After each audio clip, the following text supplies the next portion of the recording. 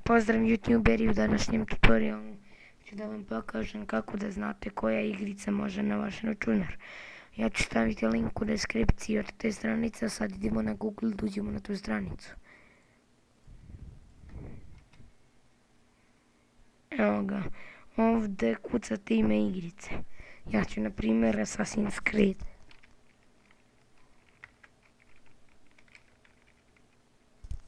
Evo ga ovdje izabere, ajde ja ću na primjer Brotherhood. Idemo can you run it i na ovo ovdje. Evo ga. I ovdje vam izađe sve. Koliko igrica iznosi, koliko treba RAM memorije i tako dalje. Evo vidite i sami. To bi bilo to za ovaj tutorial. Lajkujte, šerujte, subscribeujte, pretplatite se na moj kanal, mnogo bi mi značilo.